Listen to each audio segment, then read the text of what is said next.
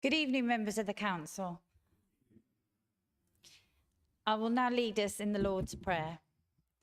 Our Father, who art in heaven, hallowed be thy name. Thy kingdom come, thy will be done, on earth as it is in heaven. Give us this day our daily bread, and forgive us our trespasses, as we forgive those who trespass against us. And lead us not into temptation, but deliver us from evil. For thine is the kingdom, the power and the glory, forever and ever. Amen. Please be seated.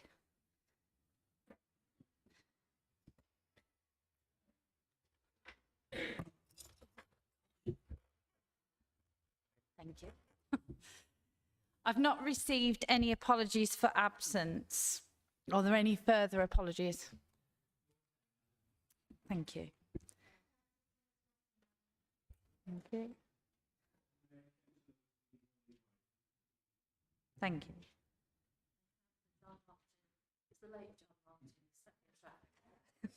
Thank you. Are there any prior declarations of interest made under the Members' Code of Conduct that have been published online?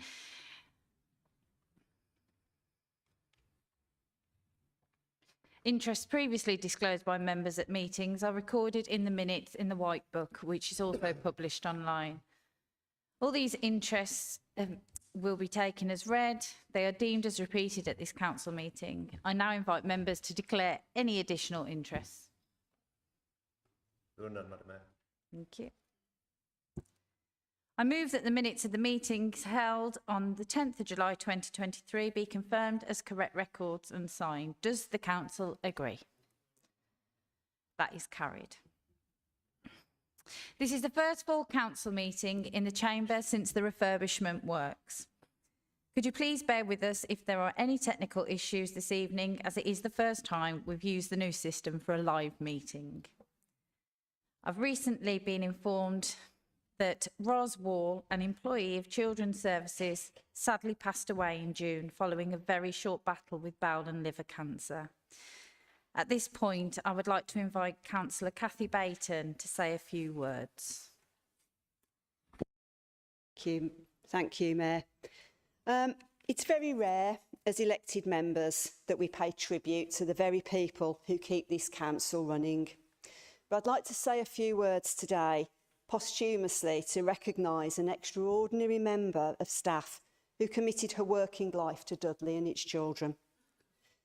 Ros started work in January 1983 at Rydal Children's Home. She later set up the Tuley Project, a small group home, and then went on to train in Dudley as a social worker, and when qualified, moved to the Leaving Care team, now the Care Experience team, where she remained until she sadly passed away in July this year. This was an incredible shock to all of her colleagues and to the young people she worked with. From diagnosis to passing away was 2 short weeks. No time at all for anybody who knew her to come to terms with this. Ros never wanted to be a manager. She never wanted to climb the career ladder in any way. She was totally committed to the young people, to supporting them through the tough times in their lives and to giving them hope and aspirations for their future. And in her 40 years in Dudley has touched the lives of countless young people. Absolutely remarkable in a profession that struggles to recruit and retain staff. She touched the lives of all those who worked with her for her support and care and compassion. And those colleagues are now fundraising for a memorial bench to be placed at Mary Stevens Park. A place Ros loved, and when the Leaving Care team were based there for a while, she spent many hours at lunchtime sitting in the park, enjoying the peace. I'm not going to ask for a minute's silence in memory of Ros, but I am going to ask you to dig deep and to make a donation towards the cost of the bench, as a means of showing our thanks and respect for somebody who dedicated her entire working life to this borough. I will also be seeking a donation in kind from the council to install the bench when the time comes. I'm going to pass around an envelope for people to put their donations into. If you don't have any cash on you tonight but would like to make a donation at some point, then please just feel free to drop me an email. But thank you, Madam Mayor, for giving me the time to speak to this. And a lovely tribute. And it is also my sad duty to report on the recent death of former councillor Martin Bradney. Martin served on the council between 1995 and 2007 and represented the Netherton Woodside and St Andrews ward. Can I ask the council to stand for a minute of silence as a mark of respect to a former councillor, Martin Bradney?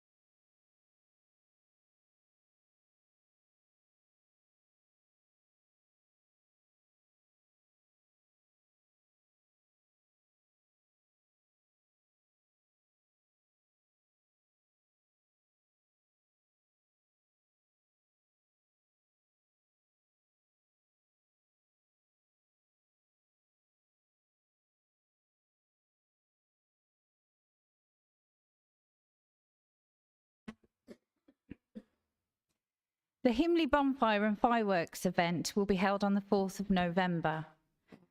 The Armistice service will be on Saturday the 11th of November and Remembrance Sunday service will be held on the 12th of November. The Christmas light switch-ons will take place on the 18th of November for Halzone and Brierley Hill, the 25th of November for Stourbridge and Dudley, and the 26th of November for Sedgley. Details of these events are being circulated to members. Moving on to the reports and recommendations. The capital programme monitoring, I call on the leader. Thank you, Madam Mayor. Madam Mayor, members of the council, I move that the recommendations of the Cabinet be approved and adopted. Thank you. Is there a seconder? Formally seconded, Madam Mayor. Thank you. Is there any debate?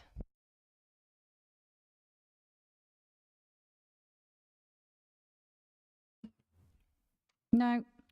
Councillor Harley to reply? All agreed? Moving on to the Treasury Management, I call on Councillor Angus Lees.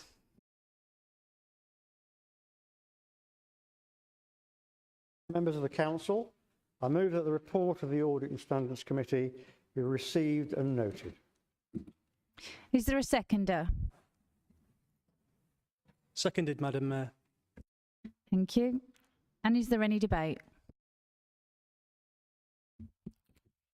Councillor Ali.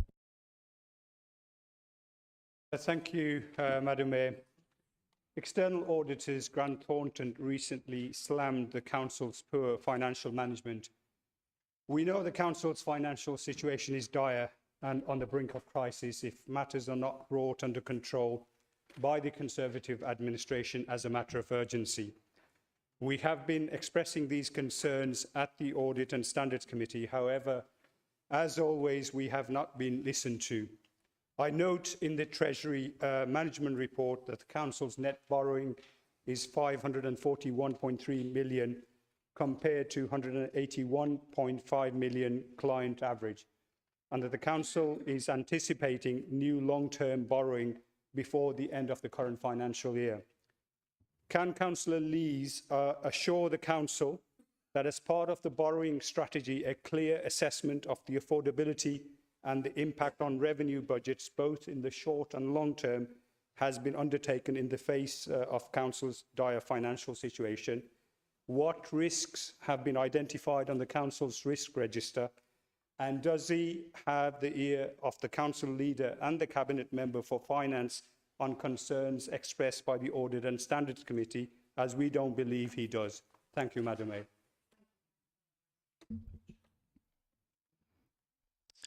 Councillor Angus Lees to reply. I mean, I think your first statement about the state of the council's accounts is not appropriate for this particular report, because this is about investment. And we have a situation where the auditors haven't finalised the accounts yet, and those accounts will be coming to the next Audit and Standards Committee meeting, which we've had to call in addition to the annual agenda because of the number of items we've had to cover. As for your other points, I believe that in the government statement from the Audit Standards Committee, they were satisfied that due risk had been looked at and was accepted. So if you have any more comments, I'll happily dig a bit deeper. If you want to email me some stuff. So I think we're okay. Is all agreed?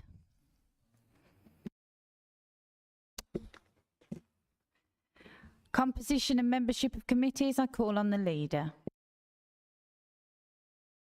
Madam Mayor, members of the council, I move that the recommendations in the report of the Lead for Law and Governance be approved and adopted. Is there a seconder? Seconded, Madam Mayor. Thank you. Any debate? No indication, Madam Mayor. All agreed? That is carried. Moving on to the notices of motion. At this point, can I remind members that under Council Procedure Rule 12.5, the maximum time allowed to deal with all notices of motion is 30 minutes. If the notices of motion are not dealt with within this period, they will be referred to the next ordinary meeting of the Council.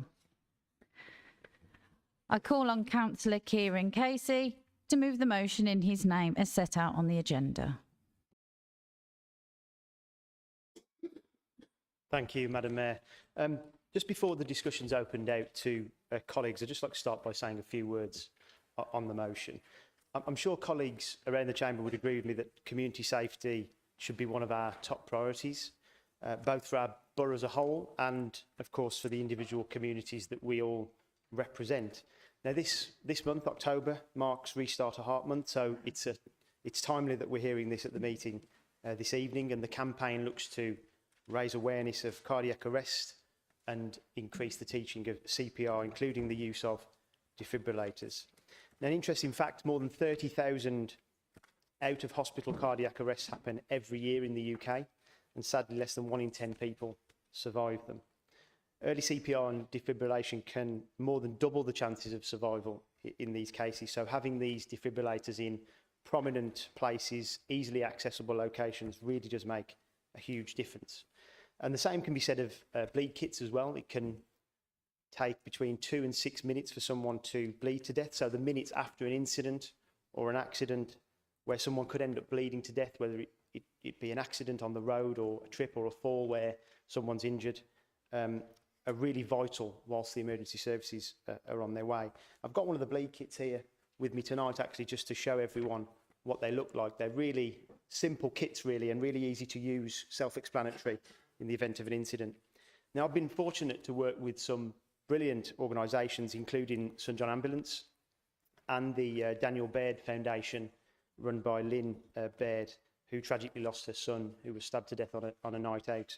And one of these kits could have saved his life. So she's dedicated her life after this tragic incident to trying to improve safety across the West Midlands and the wider UK. And we've had some good successes, actually, at getting these kits installed across our borough, whether it be at visitor attractions like the Black Country Museum, in restaurants and areas of high footfall as well. But there's much more that needs to be done. Obviously, that's why this motion is here, to make sure that we get as much coverage of these kits across our borough and our region as possible. And I think, as a council, we can really lead by example by committing through this motion to further improving safety and getting these kits in as many places as possible across our borough. So that's why I've submitted this motion, and one that I hope will get the support of all colleagues in this chamber, one that will genuinely, I think, make a difference. And I think it's important to show our support as well for the vital work being done by organisations in Dudley and the wider region. So with that, Madam Mayor, I'd like to formally move the motion. Thank you. Thank you, Councillor Casey. Is there a seconder? wish to speak on the motion as well, if I may. I love a prop. Madam Mayor, it's like the stars have aligned as this month is not only Restart a Heart month, today is actually International Restart a Heart Day. Observed right across the globe, the 16th of October each year sees healthcare organisations, ambulance services, charities, universities and others come together to increase public awareness of cardiac arrests and the importance of learning the basic skills to save a life. Throughout the 20 years of doing the job that I do, the people who have survived an out-of-hospital cardiac arrest and made a full recovery are exclusively the ones who have received effective basic life support and defibrillation by someone using a public access defibrillator. The proposed new 24 defibs across our borough to supplement the ones already on the sides of shops and pubs and churches still won't be enough, as there should ideally be a defibrillator every 800 metres, but it's a step to making our borough safer. In addition, tragically, so many lives are lost each year due to traumatic bleeding. It's a common misconception that bleed kits like the one championed by the Daniel Baird Foundation are solely for the use of stab victims. In fact, they've saved the lives of folk involved in road traffic collisions, industrial and domestic accidents.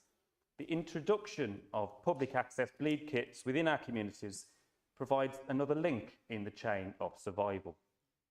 In closing, Madam Mayor, once in a while, we debate a motion which isn't fluff. It isn't political nonsense, but it's actually something real which will have a measurable effect on the communities that we all serve. We can all be collectively responsible for saving someone's life. And if even one life is saved by this decision tonight, then it's worth it. I'm delighted to support Councillor Casey's motion. Thank you, Madam Mayor. Thank you, Councillor Austin. Councillor Kerry-Lewis. Thank you, Madam Mayor. I would like to thank Councillor Casey for bringing the motion to full council. Without a doubt, defibrillators and bleed kits are vital for any community, and I welcome any effort to increase the coverage of these devices across the borough. The provision of defibrillators and bleed kits is crucial for ensuring the safety and well-being of our communities. I have been heavily involved in fundraising for defibrillators and bleed kits, as well as organising CPR and defibs training sessions for the local community in Wordsley with the support from West Midlands Ambulance Service. It's essential for individuals to know how to respond in emergencies, especially when it comes to life-saving equipment like defibs and bleed kits. This contributes to a safer and more prepared community. I know that defibs and bleed kits are not just about obtaining funding and putting a box on the wall. It's about involving our communities and raising awareness of what defibs and bleed kits are for and how to use them, making the community feel they have ownership of this vital life-saving equipment and possibly one day saving a life. I would also like to thank the work of West Midlands Ambulance Service, St John's Ambulance and the Daniel Baird Foundation for their life-saving work. But we also need to recognise our communities, volunteers, fundraisers, businesses, also colleagues in the Chamber, Councillor Henley, Councillor David, Councillor Aston and others for their efforts who have already secured many defibs and bleed kits right across the Dudley Borough. Therefore, there are a few points we must consider. And so costings, the final implications and the ongoing costs. The ongoing maintenance, the regular checks, who will have the role and responsibility for all 24 defibs and bleed kits. It is important we get all aspects covered, so once funding source is secured, the new defibs and bleed kits are going to work and be available and not a lost cause. Therefore, I would like to propose to move the following amendment under Council Procedure Rule 14.6, that this motion be referred to the Cabinet Member for Public Health for detailed consideration for the full implications, including the ongoing arrangements for compliance and maintenance. Thank you, Madam Mayor. Thank you, Councillor Lewis. Is that seconded? Thank you. Councillor Casey, are you content for that to happen? You are? Yeah, all in favour? And that is carried.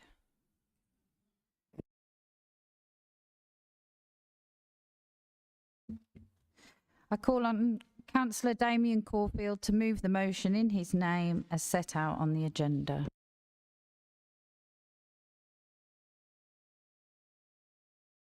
Madam Mayor, if I could just say a few words for the motion before I formally move it, please. The very notion of restricted vehicle movement and excessive usage charges in ULEZ ultra-low emission zones in our towns and city centres throughout the country are a key undercurrent of the Labour Party's national transport strategy, put across as an environmental stance to cut down on emissions in built-up and highly populated areas. The truth is these policies are designed to penalise hard-working residents and visitors who drive into our town centres to either work or shop and will put off future investment and hinder growth.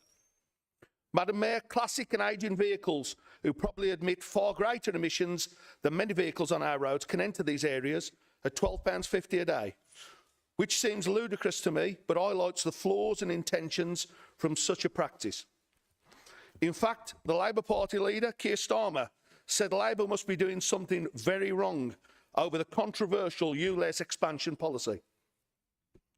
So much investment is being pumped into our borough, and residents and visitors coming to Dudley, Brawley Hill, Stourbridge and Halesowen should not be fleeced by these ridiculous fees and restrictions. I ask councillors to support this motion, Madam Mayor, and I formally move the motion. Thank you. Is there a seconder?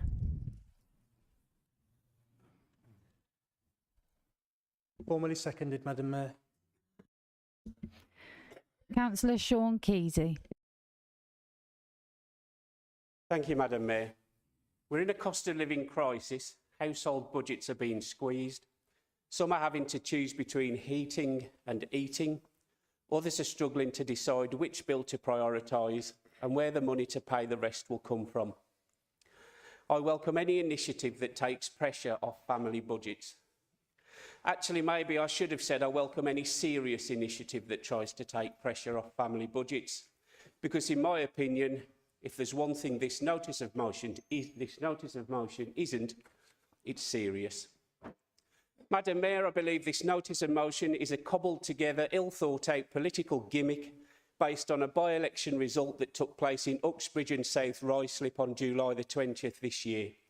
It is, once again, in my opinion, another desperate attempt to be populist by a cabinet and cabinet member devoid of desire for Dudley and not at all passionate about driving forward and upward the quality of life for our residents.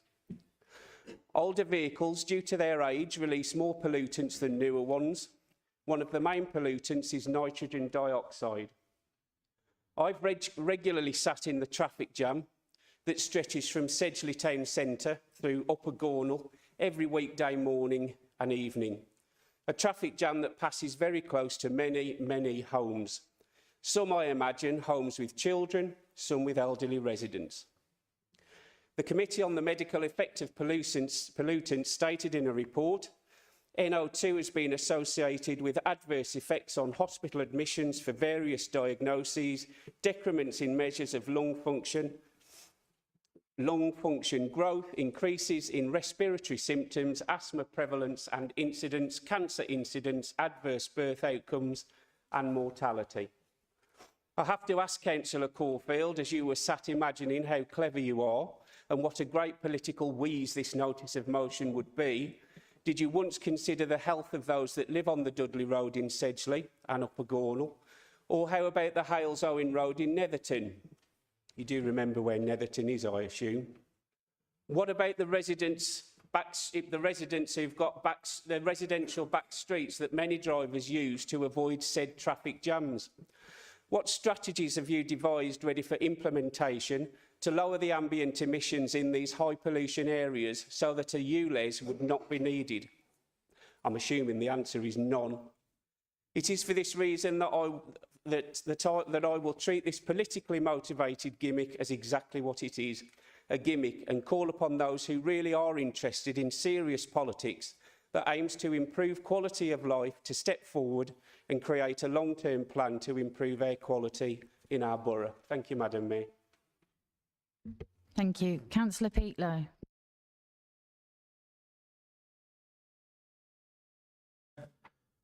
Madam Mayor,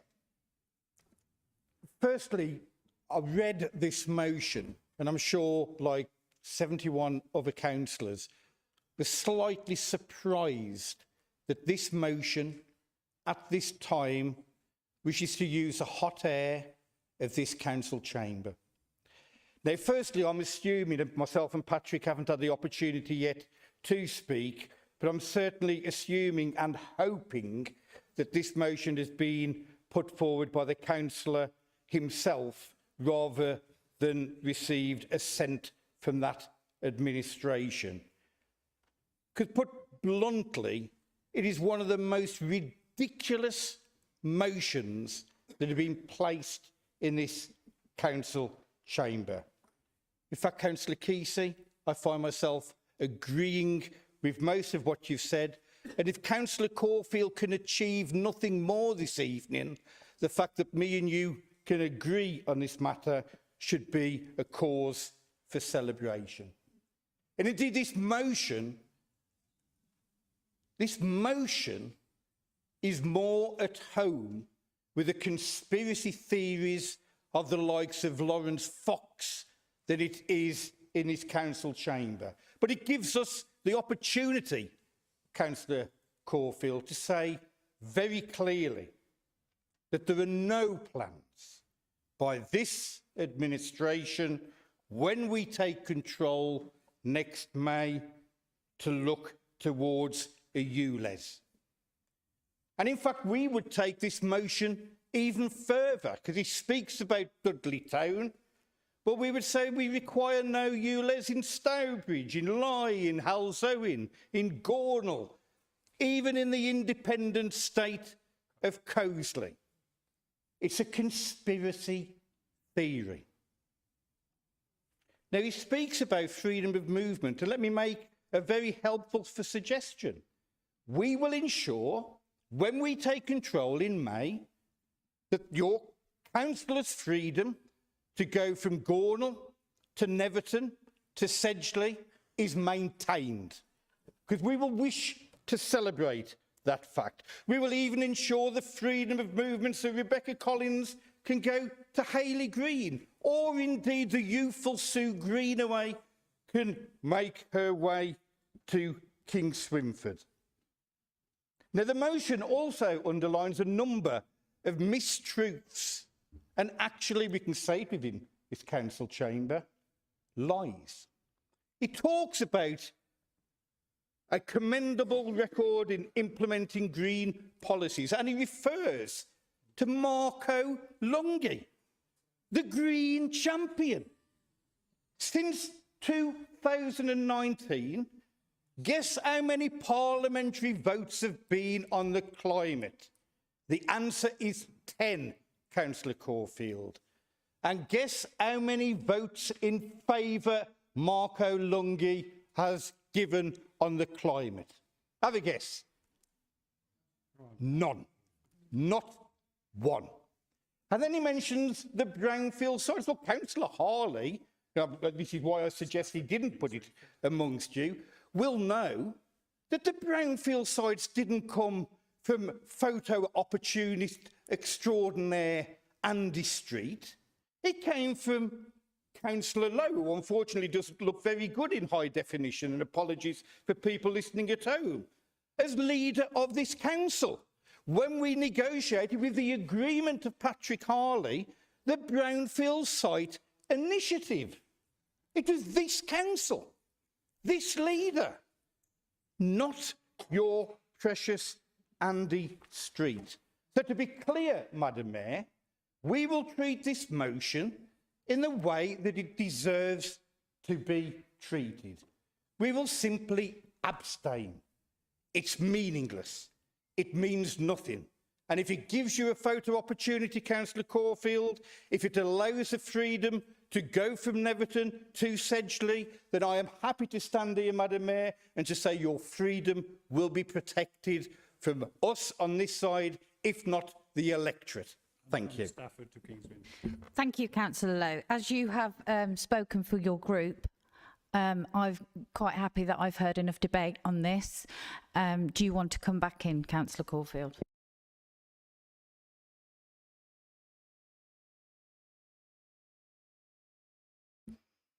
So the motion will now be put to the vote.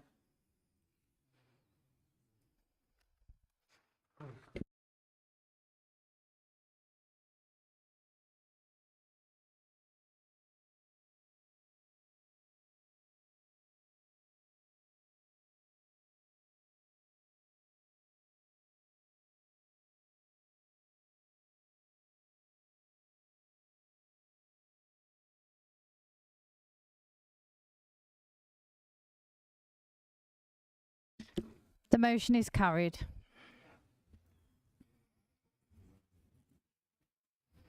I now call on Councillor Ryan Priest to exercise his right to reply to the... Oh, no, I don't. I thought I'd get it over and done with. Apologies. I call on Councillor Ryan Priest to move the motion in his name as set out on the agenda.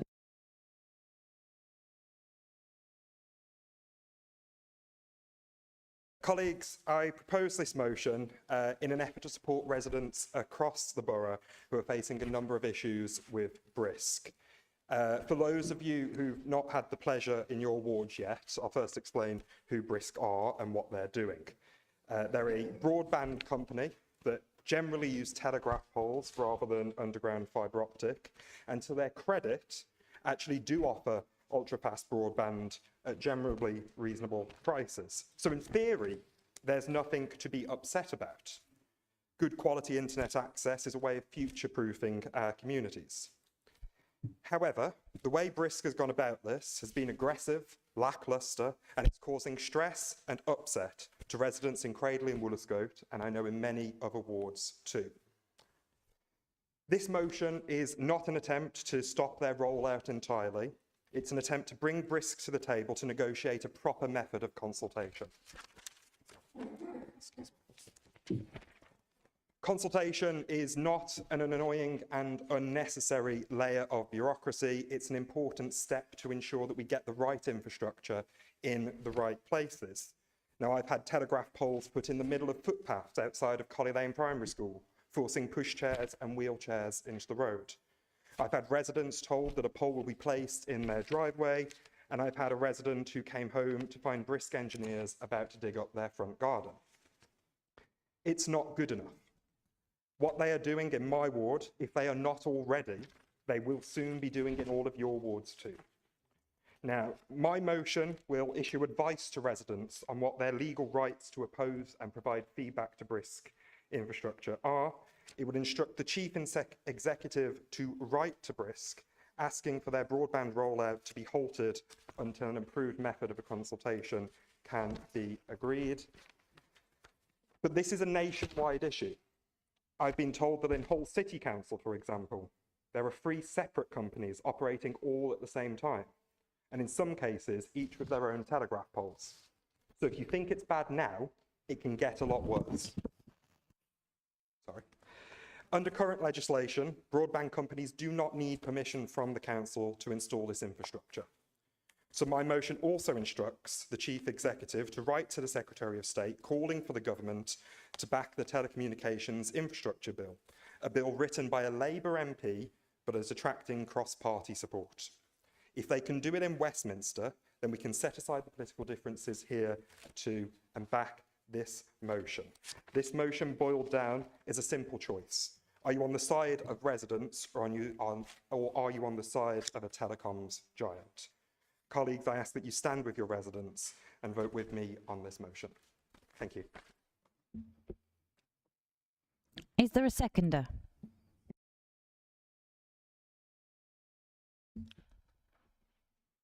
And does anybody wish to speak on this? Who's Councillor Cat Eccles.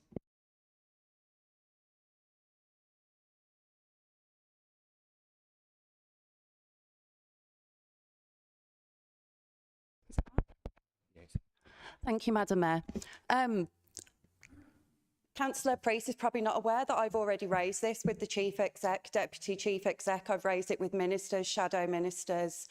I've also raised it with BT Openreach, Ofcom, about the Electrical Communications Act. So I'd actually call for this motion to be dismissed because it is no longer a valid issue in our borough. Do you have a seconder?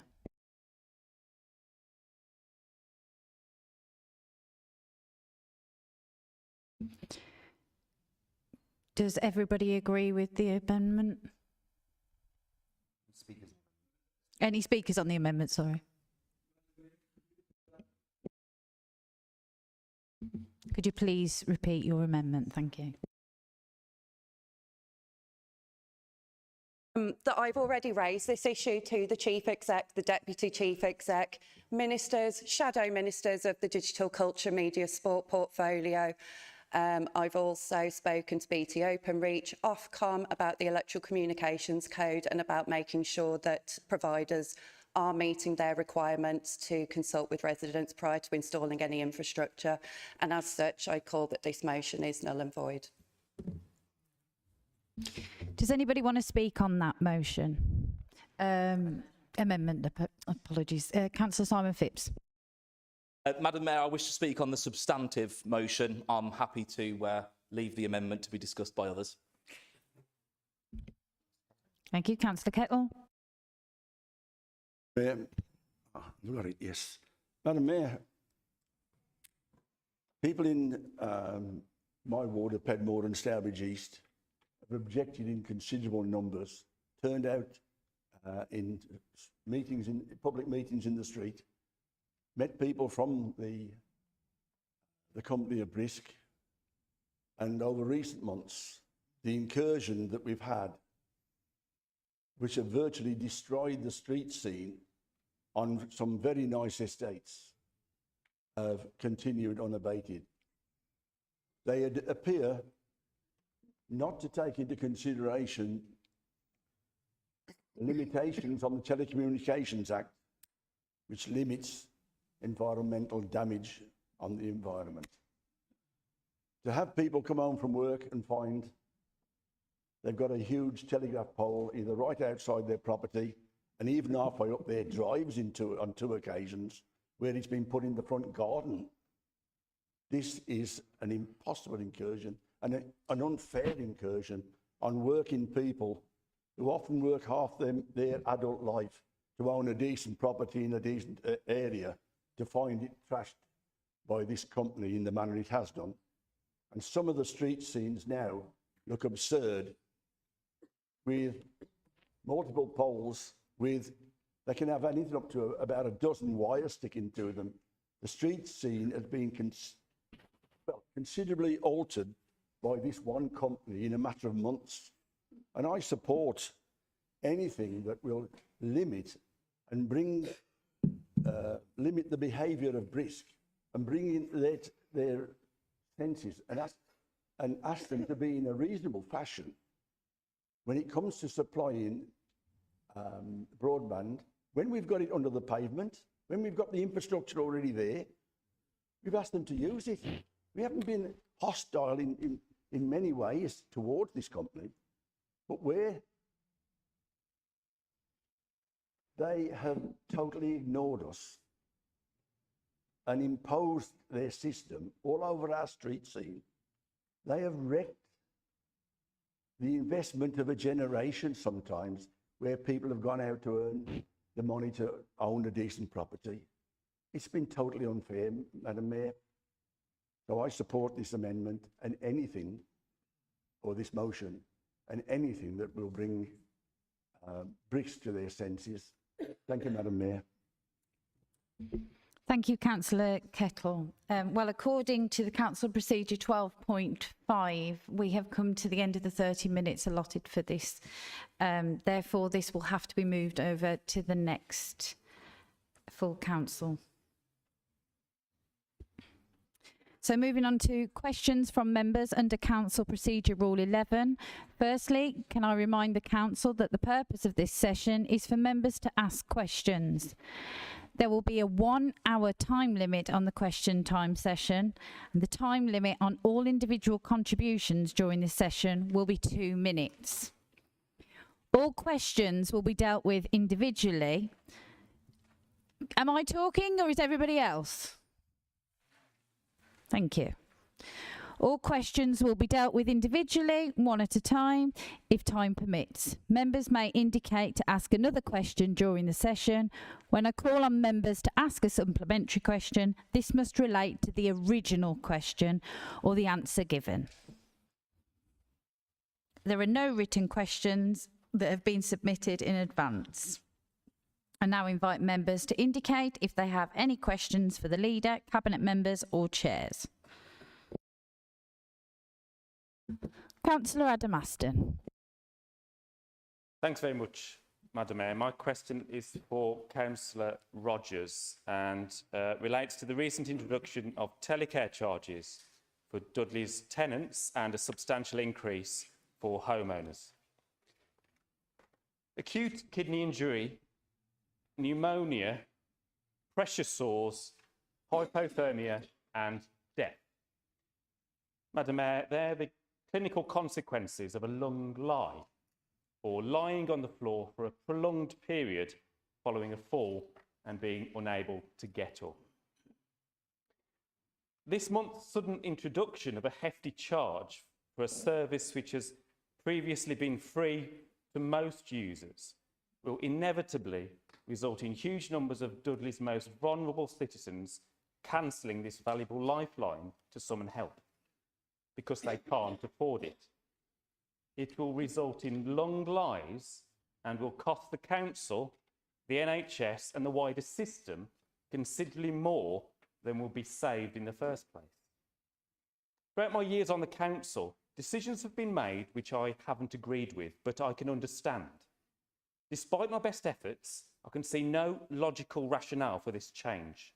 It's devoid of logic because it's going to cost us more in the long run.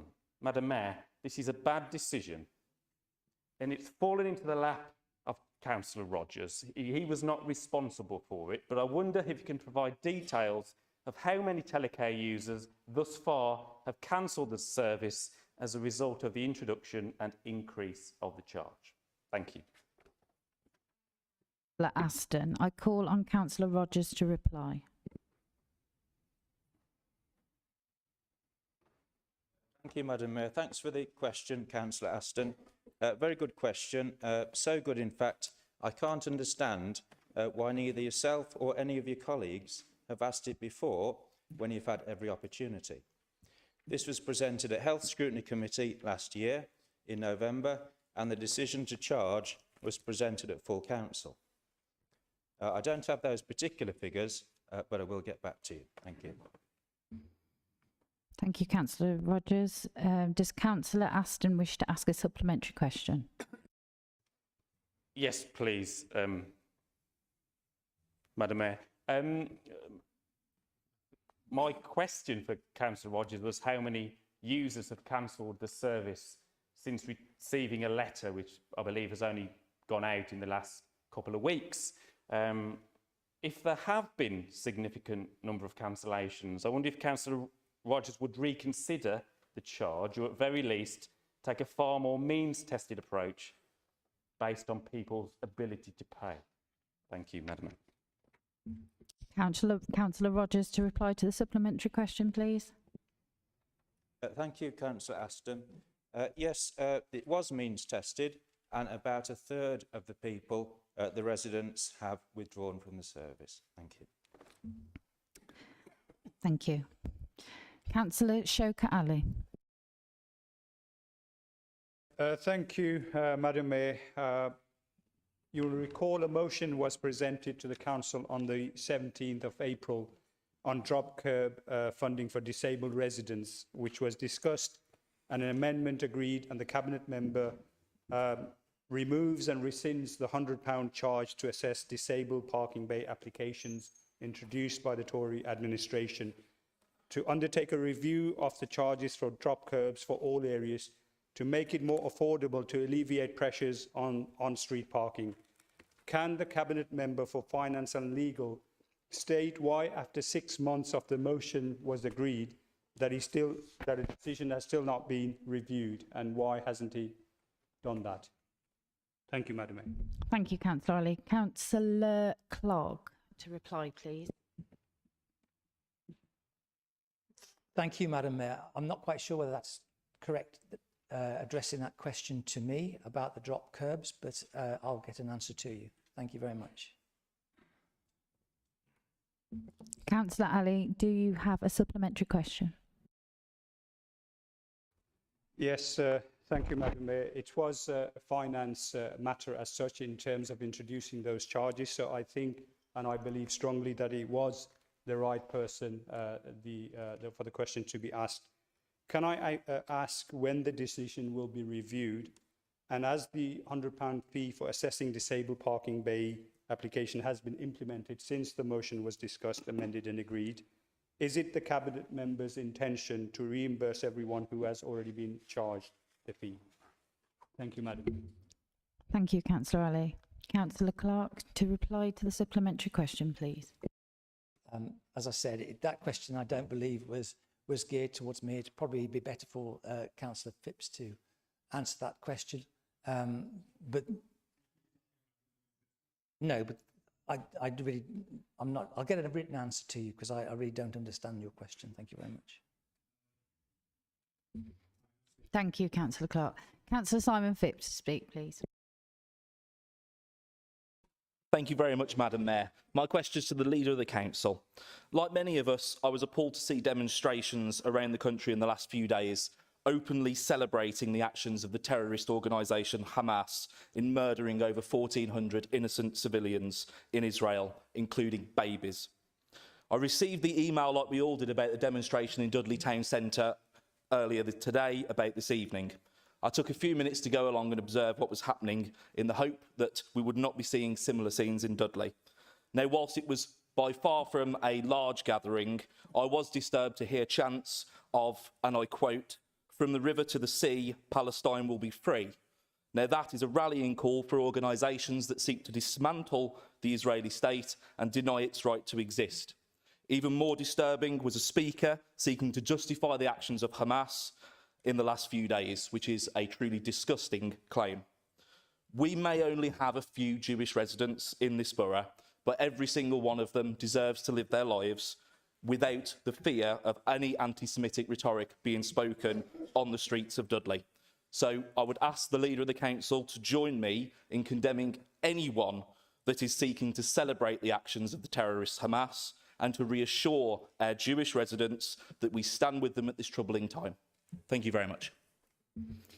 Thank you, Councillor Phipps. Councillor Harley to reply. Obviously, this council stands 100% with the right of Israel to defend its borders and defend its people. The scenes that we've seen over the last week are just totally abhorrent. I never thought I would see scenes like that in this day and age. I thought we had put all that behind us. They aren't freedom fighters, they are terrorists. They are animals. And that's quite a bold statement because animals wouldn't do that to each other.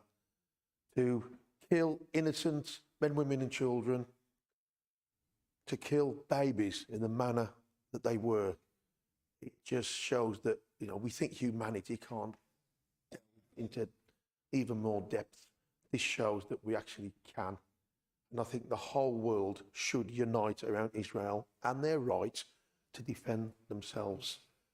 We should deplore loss of life on all sides.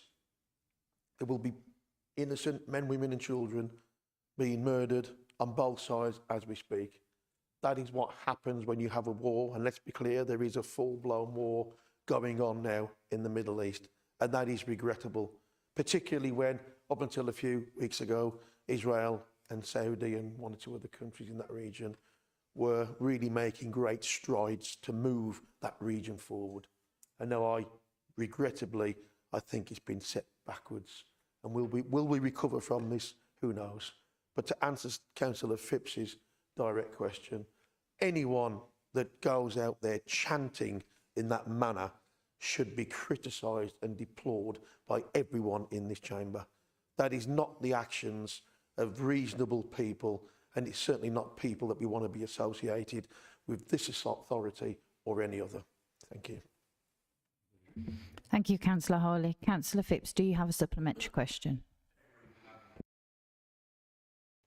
Could I also, can I thank the Leader of the Council for that answer, but could I also draw him towards the reassurance that we need to provide Jewish members of the public who live in our borough? There may not be many of them. I've seen the figures. There is an extraordinarily small amount of Jewish people that live in the Dudley borough, but there are people from around the West Midlands that are living in fear of the scenes that they've seen on the streets. Now, don't get me wrong, what we saw in Dudley was deplorable. It was nowhere near on the level of what we've seen in London, but I would not want to see that escalate, and I would want to make sure that our leaders directly appeal to those Jewish members of the public to say we stand with them and reassure them that we will not accept that sort of thing happening in Dudley. Thank you.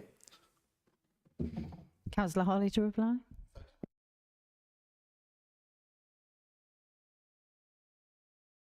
They are large communities or small communities. Each of our communities deserves to live their lives unhindered and without threat of violence or intimidation. So absolutely, yes, we will offer that protection. Thank you. Thank you. Thank you, Councillor Harley. Councillor Adrian Hughes. Thank you, Madam Mayor. My question's for Councillor Buttery. I think it was earlier this year, the homeschool transport appeals process was changed so that officers now heard the appeals rather than elected members. I've had a case, from a parent who's since had an appeal, and they feel that basically the officers making the decisions on the appeals are now sort of just rubber stamping the initial decision, whereas when it was elected members hearing the appeals, they at least thought they got a fair hearing on their claims. Can this decision be, looked into again, and it possibly be brought back to elected members making, a decision on the appeals? Thank you. Thank you, Councillor Hughes. Councillor Buttery to reply. Thank you very much, Councillor Hughes. As with Councillor Aston's previous comment, this went through full scrutiny, it came to council, so no, the decision has been made, and you haven't raised this case with me. If there is a case that you're concerned about, please email me, don't wait for full council. Thank you. Thank you, Councillor Buttery. Councillor Hughes, any supplementary question, please? Yeah, I wasn't making a political point. I was just making a point that parents, from my experience, preferred the old model where, elected members heard the appeals, because they just now feel like it's just the council looking after the council rather than, just members. I'll happily email you details of the specific case, but obviously that's been heard now. The appeal's been heard, so obviously that can't be changed now. I obviously advised the resident to have the appeal, and then obviously we could see what happened. But obviously they're just expressing their concerns, but they didn't feel listened to during the appeal, and it was just the officers just agreeing with the decision that's already been made, and it's just they didn't feel they get an overall chance of fairness. That's all. Thanks. Thank you, Councillor Hughes. Councillor Buttery to reply to the supplementary question. Obviously, if the judgment doesn't go your way, you're usually going to feel a bit aggrieved by the situation. Actually, when we looked at best practice, the majority of councils in this country have an officer-led panel, and they're not from children's services, they're from different areas of the council, so they're not directly related to the team. Thank you very much. Thank you, Councillor Buttery. Councillor Cowell. Thank you, Madam Mayor. Can I ask the leader, in the absence of the lead member for housing, are we still intending to introduce service charges for tenants at a time when services provided are at best poor and in many cases non-existent? Any charges will sit against a backdrop of the cost of living pressures having substantially greater impact on those on the lowest income, in turn likely to be many of our tenants. Will you guarantee that tenants will only be liable for service charges for the services actually received, and that a proper breakdown for the property will be provided? Thank you. Thank you, Councillor Cowell. Councillor Harley to reply. Thank you, Madam Mayor. As the Cabinet member is unwell tonight, it would be wrong for me to second guess what her intentions are, but I'll make sure that Councillor Taylor-Charles is fully briefed on your question and that you get a written response. Thank you, Madam Mayor. Thank you, Councillor Harley. Councillor Cowell, do you have a supplementary question that you wish to pass on? Thank you. Councillor Carl Denning. Thank you, Madam Mayor. In the Dudley News at the weekend, there was a mention of Priory Park tennis courts and the great work to resurface that has taken place. I actually received a couple of phone calls from residents actually quite incensed that a free resource that has been free for a number of years are suddenly going to be charged £5 per session. As I understand it, the Lawn Tennis Association has actually resurfaced, and the residents are actually asking why there wasn't any consultation about a free resource on Priory Park suddenly being charged £5 per session. Thank you. Councillor Damien Caulfield to reply. Councillor Denning, for your question.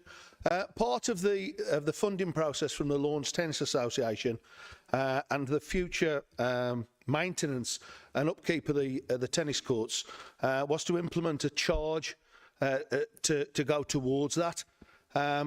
It was obviously £284,000 that we didn't have in the council, and obviously our tennis courts across the borough were quite badly run down. So obviously we welcomed this funding, and to have a minimum charge of £5 per game seemed a fair assumption to take.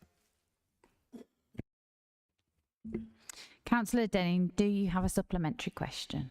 Thank you. If the resources are used or actually underused in all the tennis courts, will the fee be reassessed, or is it just going to be £5 and no negotiation with players, teams and anybody else that wants to use the courts? Caulfield to reply, please. Thank you, Madam Mayor. Thank you, Councillor Denning. No, that was part of the agreement to have the funding, and obviously now to keep the courts up to the standard they are. I'm sure you'd agree with me. You know, they're actually the standard of them now to what they were is absolutely amazing and game changing. Excuse the pun. So as I say, that small charge, which is obviously £2.50 a side per game, I think is a very small fee to pay to keep all the courts that have been upgraded to an absolute tremendous standard.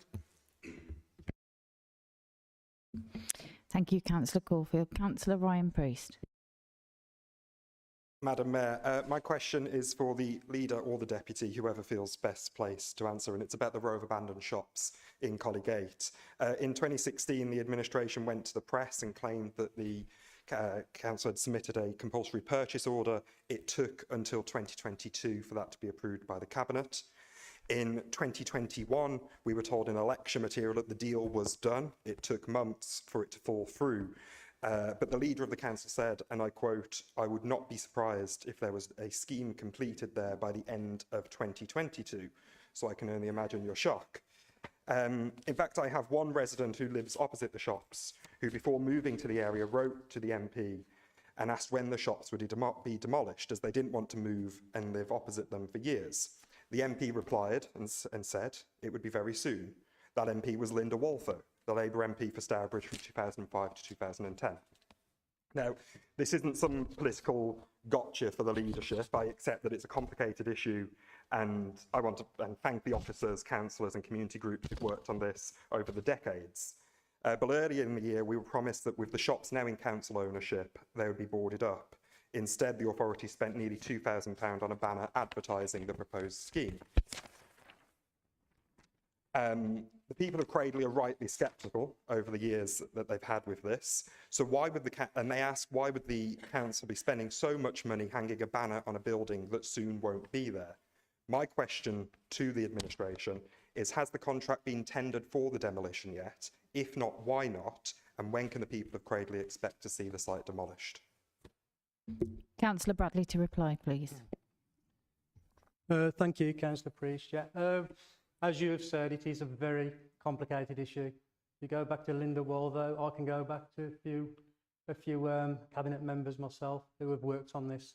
The issue is moving forward. It is a regen project, so it does take time to implement. But what I can say to you is the hoardings itself, yes, it cost nearly £2,000, but we're trying to push forward a positive scheme. It has took years to get to this far, and we are pushing very much forward with it. The hoardings, when we do have a demolition date, we haven't got one yet. We're working with utility companies to get the gas turned off. We're working with our own officers so we can get the likes of asbestos removed, the kitchens took out. There's just so many little, shall we say, domino effect of problems that we've got to get through first. But once there is a date, then we will share it. And then, once we've got the date and the time comes to when the demolition will take place, then hoardings will be going up around the site, wooden ones. We can't implement them now because we can't get across the pavement. We want to keep the pavement accessible at the time. That's why the banner has gone up at the moment. But there will be wooden hoardings in the future. I wouldn't like to guess at the moment. I have been told by officers a roundabout date, but it could be how long is a piece of string. Thank you, Madam Mayor. Thank you, Councillor Bradley. Would you like to supplement it now? Thank you. Councillor Hilary Bills. Thank you, Madam Mayor. I think this question is for you, Councillor Clark, but I'll ask the question and I shall put Cabinet Member in it. Does the Cabinet Member agree? This is on the subject of the Household Support Fund, which is supposed to support those in our wards that do not have sufficient funds to keep the household together. We're looking at the lowest earners, those with the lowest amount in savings. I've been trying to get this fund for one of my constituents, and so what I'm asking is, does he agree with me that only being able to access online marginalises the very people who need it? You need a computer at home to do this. And does he agree with me that opening this time, the round that was on October the 5th, we all know it was a debacle because the whole website went down with so many people trying to access it, and I was one of those trying to. But to open it at 5 p.m, Long Lane Library, where I would say to people, if you haven't got a computer, you should go. Long Lane Library closes at 4.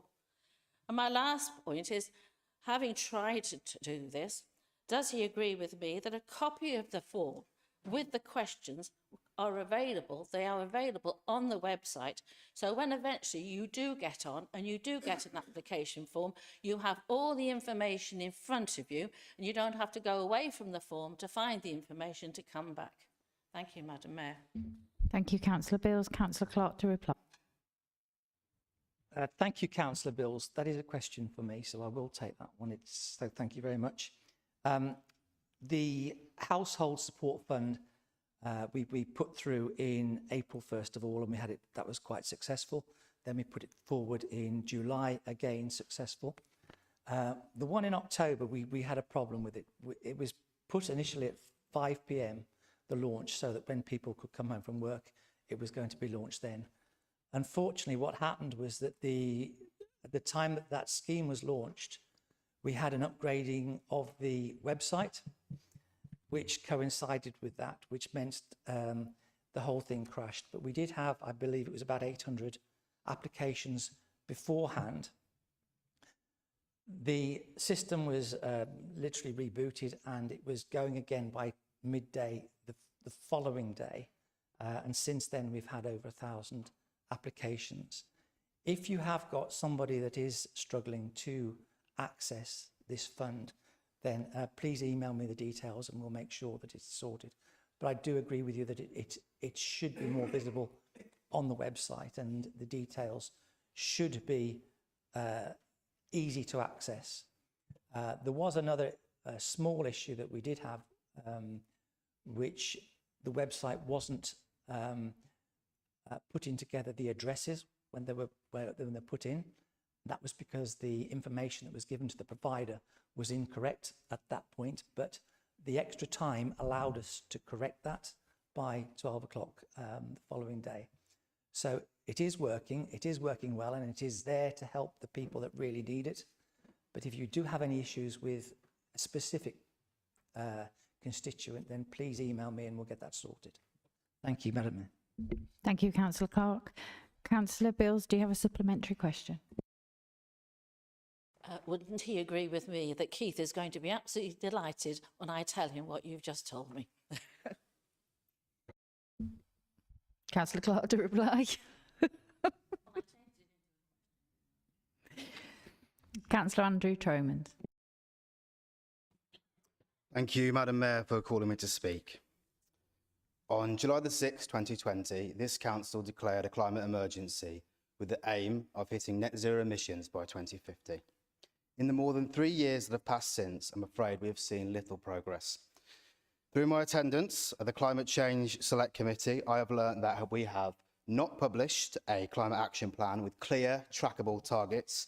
We have not purchased a single electric vehicle, and we're spending thousands of pounds every year on quad bikes which spray weed killer on our streets and our parks. So, Madam Mayor, I move to my question, and this is directed to the Cabinet Member for Climate Change or the Leader, whoever feels best able to respond. And that question is, when will the leadership of this council get serious on climate change? Thank you. Thank you, Councillor Tromans. Councillor Dr Rob Clinton to reply, please. Thank you, Madam Mayor. Councillor Tromans. If you just hold back on your guns a bit, what we've had is a situation where we've been building a brand new climate change team, right? And the climate policy manager is now in the post.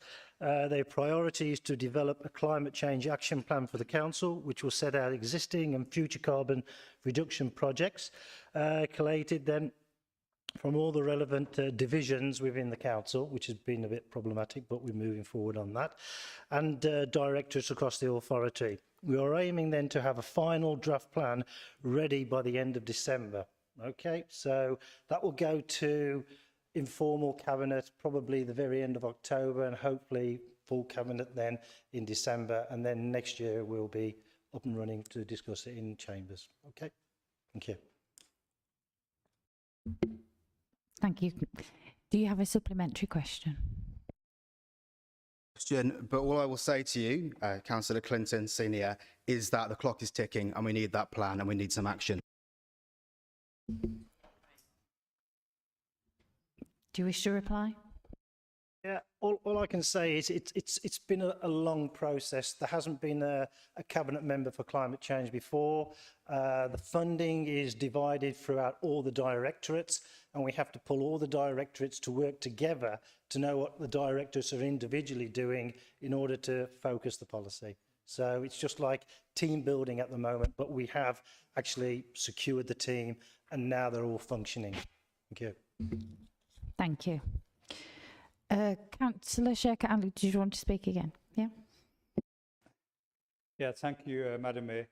At the last Cabinet meeting, I expressed concern about the rundown state of Dudley Town, with the last few of the big retailers like Wilko's and Farm Foods closing, amongst rows of other empty shops. The market is dying whilst the Tory administration pays a couple of £100,000 to consultants to tell them how it should be laid out. There are potholes and the paving is sunken. When I requested the leader of the council to walk down the street and see for himself, he declined the offer. However, Councillor Caulfield agreed to walk with me to see the pothole for himself.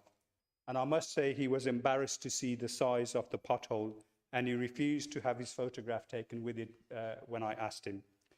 It was repaired the next day, and Madam Mayor, that was just over 3 weeks ago. And now the same pothole is even bigger than the one before. an example of the Tory council wasting public money on poor workmanship. Can the cabinet member, Councillor Caulfield, tell me what plans he has in place to repair the potholes around the town and make good the sunken paving, which is not only dangerous, but it is a trip hazard for pedestrians and the elderly? Thank you, Madam Mayor. Thank you, Councillor Ali. Councillor Caulfield to reply, please. Thank you, Madam Mayor. Thank you, Councillor Hawley. Sorry, Councillor Ali. I certainly wasn't embarrassed to come and have a look at the pothole in Mill Street that you asked me to. But what I did think was embarrassing, it was for yourself, really. That's the third street now in your ward that I've actually had to come out as cabinet member myself personally to have a look at. We had issues in Corporation Road and Hague Road with sewerage spilling down the road for over 4 months that you didn't know about. But quickly it was done in less than a week when I went out myself after residents contacted me personally to deal with it, as you couldn't be found. And also, you'll note that when we did go up to the pothole that you mentioned, that the very same evening that pothole was repaired as an emergency that night. The plan that's in place now, obviously Mill Street is a main link road into the town centre. So to fully repair and resurface that road, or actually do a structural repair patch, will need road closures put in place. So I'm sure with everything that's going on at Castle Hill and around the town centre at the moment, surely Councillor Ali doesn't want me to close another road into the main town centre. Thank you, Madam Mayor. Councillor Ali, would you like to reply? Thank you, Madam Mayor. I think earlier on in the debate it was mentioned that whether Councillor Caulfield knows where Hales Owen or Netherton is. I think he doesn't know where Dudley is and where this pothole is. It's on the road. It's not Mill Street. It's by the market, past the old police station. So I think you've got your bearings wrong. And yes, whilst I don't want another town or the road to be closed, but it is quite dangerous. I think you do need to have another walk after this meeting. I'm happy to accompany you again. Like I said, it is much bigger than it was. So, you know, under your leadership in terms of the repairs, you know, they're not working at all. So please get the job done properly. Stop wasting public money on poor workmanship. Thank you, Madam Mayor. Thank you, Councillor Ali. Councillor Caulfield to reply, please. You, Madam Mayor. I think it's Councillor Ali that doesn't really know what he is, but it's not surprising really because he's not seen very often in his ward. But I'm happy to go again and we can take an ordnance survey map with us this time if you want to. Councillor Caulfield. There are no further questions, so that completes the question time agenda item. Oh, sorry. Councillor Mark Westwood.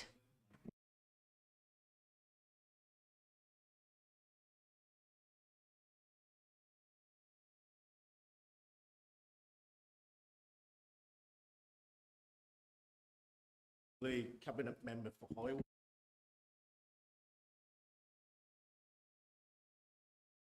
Around Sedgley, where we've had the 3 new Conservative candidates and the MP looking at glorious road services that have been made in Sedgley and continue to be made, because I look at the list recently, there's another Sedgley road that's going to be repaired in the next coming month, I think.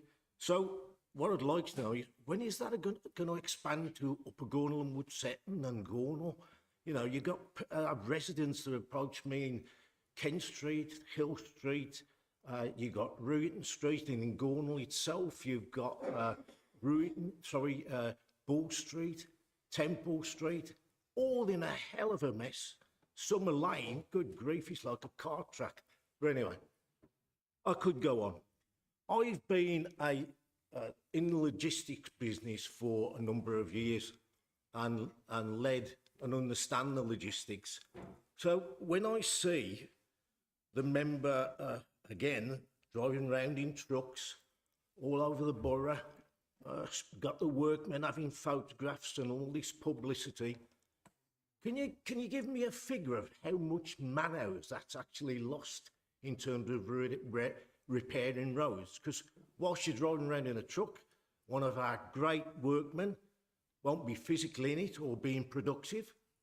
And then again, when we see you stopping people repairing the roads, believe it or not, and you're having your photograph taken with them. To me, that is just cost-effective, productivity-wise. Is it adding value? If you could talk me through it, I'd be greatly appreciated. Councillor Caulfield to reply, please. Madam Mayor, we see we've got another Scarlet Pimpernel with us here tonight, Madam Mayor. As Councillor Westwood, as he's well known in his own area being the Scarlet Pimpernel, so maybe himself and Councillor Ali have got something in common. Just to remind him really that I'm actually the Cabinet Member for Highways and Environmental Services, and I cover the whole of the borough. So you'll see that actually I do PR work in all areas of our borough, and that's every day. That's to let residents know of all the good work that we're doing. And I was actually in Kings Winford today with Councillor Clinton, and we were replacing worn-out halogen bulbs in the street lights with a new LED. So you know, that certainly doesn't stop our workers doing any great work. And any other PR work that I do as Cabinet Member, I actually do it while the work is being carried out, so that doesn't stop our operatives working at all. I actually do it in tandem while they're doing it, by the side of them when they're doing it. And the other thing that you mentioned about me driving trucks, and obviously I would think Councillor Westwood's probably a little bit jealous that he hasn't got an HGV licence, but never mind, some of us have had one for over 30 years. But with that in place, when you've actually seen me driving the upcycled bin lorry I'm sure you're talking about, that was actually on a trial, so that wasn't actually a Dudley Council vehicle. That's a new vehicle that we're trialling. We put through a week's trial that actually started off as a Euro 6 diesel, and then a specialist company upcycled it then to full electric. So what I wanted to do with my 35 years professional career in heavy road transport was to try the vehicle myself for a day, see if it would perform better than what we've got at the moment, and see if we could trial other work practices with it. So that certainly didn't hinder any services that we delivered, neither, Councillor Westwood. But certainly thanks for your strange but puddled questions. Thank you, Councillor Caulfield. Councillor Westwood, do you have a supplementary question?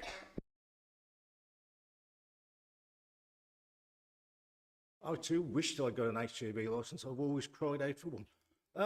Just as a senior leader and being a senior leader for many, many, many years in business, when you get to a senior level, they talk about leadership. And leadership is not going out putting bulbs in. It's not going out changing things. It's actually sitting back and, believe it or not, being a very, very senior leader, it's about strategy and what you're going to do moving forward, and not cheap publicity, looking at the roads with the MP and the new candidates essentially. Leadership is about strategic plans, not changing bulbs. Unless I'm mistaken, I must go back tomorrow and start driving the forklift, because clearly that's what I'm missing out in my leadership. Thanks for the offer. Councillor Caulfield to reply to the supplementary question, please. Probably better at driving a forklift than transport planning, but maybe that's another discussion for another time. True leadership is leading by example, Councillor Westwood, and those true leaders put themselves out there and be heard and seen to be making changes and acknowledging the workforce. And obviously that's why you've spent a lot of time in the background in your career and nobody really knows you. But at the end of the deal, you know, going out there, understanding what's being done and understanding the process of going forward is the way to lead. Thank you, Madam Mayor. Councillor Caulfield. Councillor Sean Kesey, please. Thank you, Madam Mayor. That was poor, Councillor Caulfield. This is politics, not personal. I've got a quick question for the Cabinet Member for Corporate Strategy. Hopefully you can answer. I might be asking the wrong person. I apologise if I am. No, I'll leave Sedgley to you, Councillor Caulfield. Can we stick to the question at hand, please? It was sad to see Musicom affected so badly by the weather. This year it was rain and cold weather. Last year it was 45 degrees in hot weather. So, you know, it's very, very sad, but well done to everyone that put it together. My question is, though, about one particular act called Labour of Love. They're a great band, really good. I would recommend anyone goes to see them. They were put into the lineup for Musicom this year by Councillor Harley. No objection to that whatsoever. However, since I was removed from Cabinet, did a bit of research and found out, and I can prove this, got all the communications, that the cost to book Labour of Love is £800 if you want the 4-piece band, or £1,500 if you want the 8-piece band. So my question to you is, why did Dudley taxpayers pay £2,300 to book Labour of Love for this year's Musicom? Thank you. Councillor Harley to reply. Thank you, Madam Mayor, and thank you, Councillor Kesey, for your question. I think that's a question.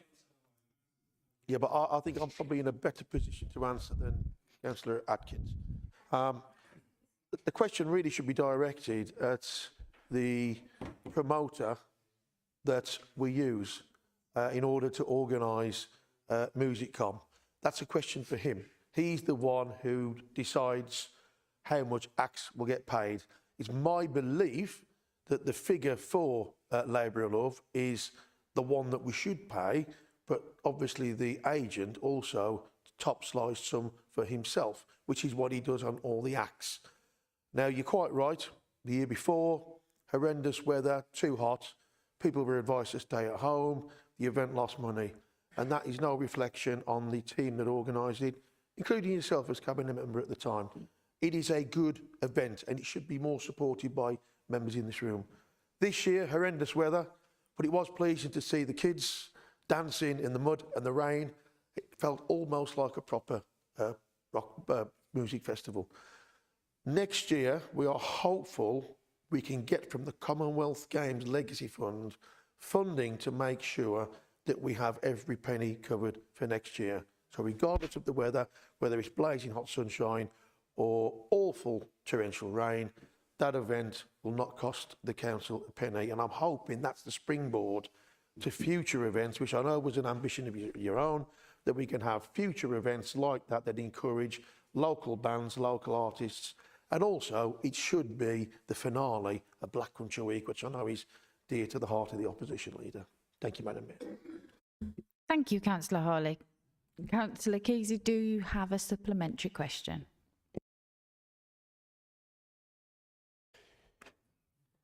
Delayed reaction on these mics. Thank you, Madam Mayor, and thanks for the answer, Councillor Harley. My follow-up question is this. I believe that the promoter of the event was not happy at the amount that was paid to Labour of Love. And just on top of that, who's the agent for Labour of Love? Thank you. Councillor Harley. No idea, Madam Mayor, who the agent is for any of the acts that appeared at Musicom. But what I would say to Councillor Kesey, Labour of Love, this act should have been booked at the very start when the previous Musicom, when we had the extreme hot weather, it was agreed that they would appear on the bill for this summer just gone. And for whatever reason, that didn't happen. And when you've got acts that are booked up in 12 months in advance, and you will know from running your own hospitality enterprise that when people are booked out 12 months in advance, they make plans, they turn down other gigs. And that's not fair if a few weeks before the event takes place, they are not on that bill when they assumed in all assurance that Dudley MBC had booked them. Now, whatever the breakdown was in communications between the officer team and the band or the agent, that was rectified. I hope that answers your question, Sean. Thank you, Councillor Harley. So that ends the questions for this evening, and there is no urgent business, so that concludes the meeting of the council. Thank you.